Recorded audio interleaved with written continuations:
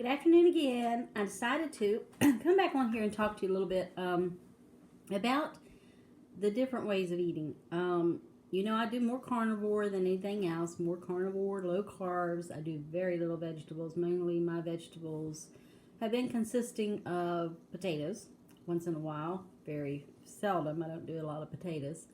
Um, Yesterday, I went with some friends and we went out to eat. And I had a steak fajita, which I don't use the bread part of it. I just eat the steaks and the peppers and the onions.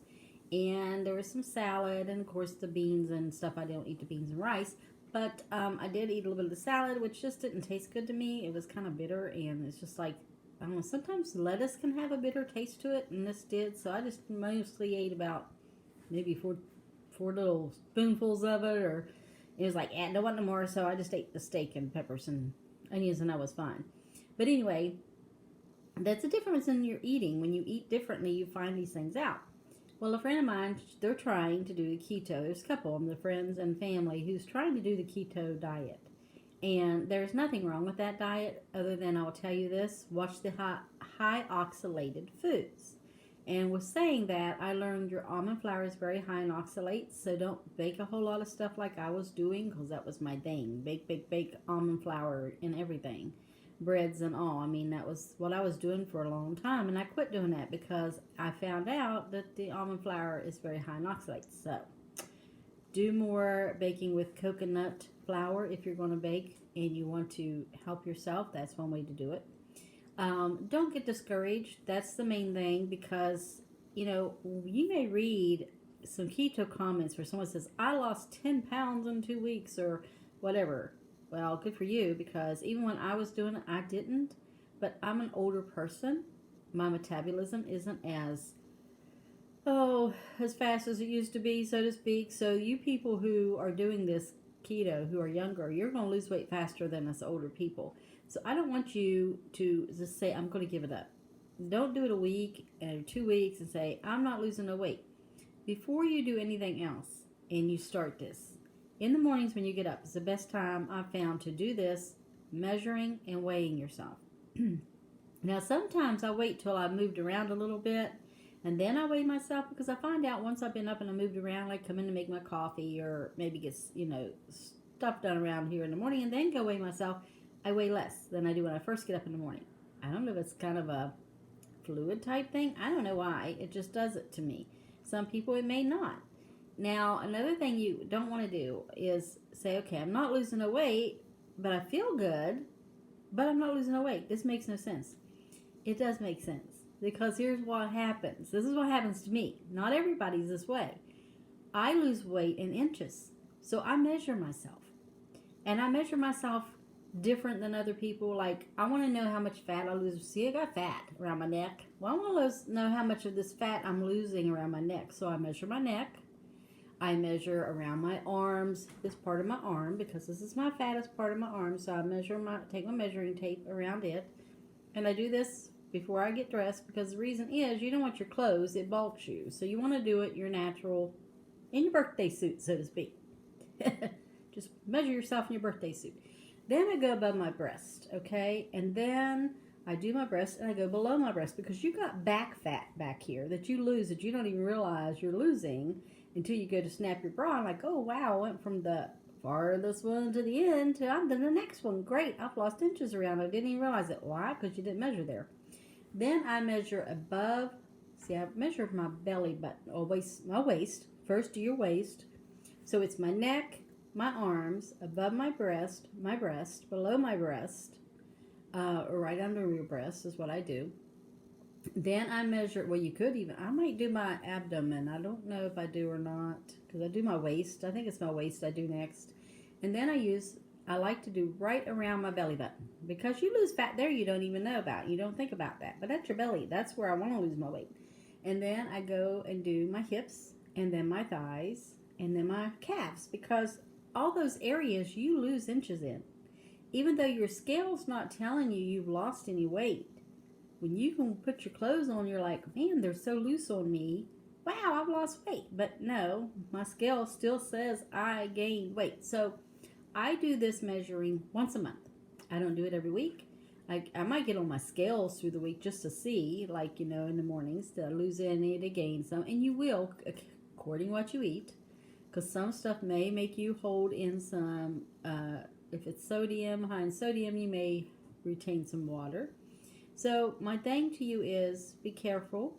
Don't eat a lot of processed foods because you're not going to lose weight with this processed foods. Don't do the diet. I mean, some people do the diet sodas, and I know they do, but your body don't understand what that chemical is you're putting in there. So sometimes you don't lose no weight because you're doing all this diet stuff. And I will do this diet, do this, do all this low sugar, free sugar. I don't do it. If I'm going to have sugar, I'm going to have sugar. Forget that other stuff because my body doesn't know what to do with that stuff. Now, the thing that I do, and this is in keto, is your swerve, monk fruit. I have done Truvia, but the only thing about Truvia is that it does have sugar in it. So if I'm going to do something, I try to stick more with the swerve or the monk fruit for my sweetener, which I don't do much of that because I find it don't like me. Sometimes it will make me have gas. Yeah, it does that. Some stuff does, so you just have to be careful because sometimes it might cramp you because your body don't know what that is. It knows what sugar is because our bodies love sugar. Most people love sugar. And sugar is one of the hardest things on our body. We don't even realize it. And it causes a lot of problems in our body. Mentally, fog. It can cause depression. But why eat chocolate and I feel happy? The chocolate's the only thing that's really good for you, not that sugar, and yet chocolate is high in oxalates, so you have to be careful with that. Strawberries, I love strawberries, and I did notice I had a spot come on my eye this morning here and one here. I made these so good fat bombs, and they are strawberry fat bombs made out of cream cheese, butter, strawberries, and swerve. Now, if you like ice cream, you are not going to get anything any better than those strawberry fat bombs. I'm going to try the raspberries because I got me some raspberries and I told him I'm going to try that. Now, he doesn't like it because he doesn't like cream cheese. I love cream cheese if it's done the way I like it. So I only need to eat 2 of these. Matter of fact, last night I ate one little one and I put them in. I don't have the fancy little things you put them in. Like a lot of people get the silicone things and you make little fancy ones. I put mine in ice cube trays. I've got these little plastic ice cube trays. I just fill up the little things and I just said, hey, that's cool, good enough. So when I want one, I pop it out on a plate. I like to get mine room temperature. You can eat it just, frozen if you like that. Now me, it hurts my teeth. I don't care for a lot of cold stuff. So I like to just let mine get room temperature. You eat it. Now, I never looked on my package of cream cheese to see if there's any natural flavorings in it. Who knows? There might be. I have to start checking that now because they're putting it in everything, even in pickles. The dill pickles we was eating, honest to goodness, we started having this indigestions from the dill pickles. And I'm like, what the heck is going on? So I looked the other day on the bottle, and sure enough, natural flavorings. What is this natural flavorings that the FDA is allowing in our foods? They need to tell us because I don't believe they should be allowed to put stuff in there and not tell us what it is. That's why we're getting sick. Makes me so mad at the FDA. But anyway, they get away with stuff because the government gets away with a lot of stuff us consumers don't approve of, but what do we know? You know how that goes. Anyway, and talking about that, if you would like to do your fat bombs, that's a good one. That's one of my favorites so far I've done. And yes, I do my keto magic cookies for my husband. The only thing is I change mine up for him and I do just regular chocolate chips and regular peanut butter chips. I stop the nuts, which he says, why did you stop the nuts? I said, because of the high oxalates. I'm not going to put them in there because every once in a while I want one. And I'll eat one once in a while when I'm in the mood for it, which I have to make some today because he took his last 4 golfing. So I have to make him some. So anyway, the keto magic cookies are very good if you want a good treat. Go on Pinterest. That's where I get a lot of my ideas. The fat bombs I got from a lady. Her site's called Coconut Mama, and she does a lot of stuff with coconut. And that was one of her recipes. And I thought, wow, this sounds good. I'm going to try this. And I do like it. But I am going to try the raspberries because I think I like the raspberries. But I did the frozen strawberries, which were organic. They're a little pricey, but that's okay. I'd rather have the organic stuff than the stuff that's got a lot of pesticides on it because that's what's killing us, people. But don't get discouraged if you're doing your keto diet or any kind of diet, carnivore diet. You know, I love my carnivore diet. Some people can't eat meats, and that's okay if you don't like meats. Just do keto. And if you like chicken, eat chicken and fish. And, you know, usually somebody can eat something. I'm a bacon lover. I love my bacon, and I eat my bacon. And I eat sausage, but not as much as I do bacon. And some people go, oh, yeah, your arteries are going to be clogged. Well, if I'm going to die, I guess I'm going to die by eating my good feet, good meals, good meat, good fish, good whatever I can eat.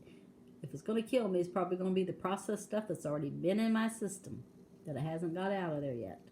So I'm feeling good, feeling fine. My husband's doing good. And to tell you about my husband, he was on 2 metformin pills a day, which was 1,000 milligrams a piece, okay? That's what he was taking, 2,000 milligrams of metformin. Now, metformin is not the best drug for people to be taking, and I know this. He is down. He did get completely off of them and was doing so well, and then he went on a trip with his guys down in Myrtle Beach, and, of course, he ate a lot of fried foods out there in those restaurants and stuff. And he says, I can't believe how my blood sugar kept going up. I says, honey, it's the fried foods with all the canola oil, vegetable oils. The oils are terrible for you. You ate a lot of margarine, not real butter. You ate the carbs. You did the deep fried foods. You know, that's what does it.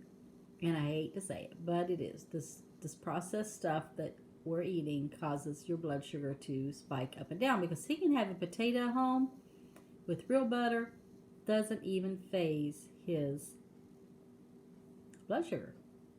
You know, he's going to have some potatoes tonight. He wants some mashed potatoes. We're going to have pork chops with, he wants some mushroom gravy on his. I won't put none on mine because he likes, I think I got some I got to see. But anyway, that's what he wants, with mashed potatoes. I'm just frying mine and eating them, and I probably won't have no potatoes.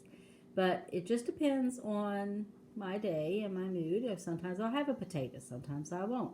But because he's doing the more natural foods, he has gotten down to a half a pill of his metformin, which I'm proud of him. And he's getting his blood sugars around 90, 95, 105, depending on what he does at night. Sometimes it'll get to 115. So, you know, I'm not upset over that. I'm very happy with that compared to him being 130, 140, 150, 160 of the stuff that he was eating. And he now knows and can see it himself. So the metformin was making him dizzy. He's not dizzy now, you know. So these little things you have got to watch about your medicines and educate yourself. It's out there, people. And if you have parents who don't know this, who are not computer literate, they don't understand a computer or how to do YouTube, please, as a child, talk to your parents and tell them, Mom and Dad, this is what you can do. You know, Sean Baker's dad is 75 years old. He started a carnivore diet. He feels so much better, and has actually changed his hair color from gray to brown, and he is just amazed by that. But he had colon cancer, and he wasn't a meat eater.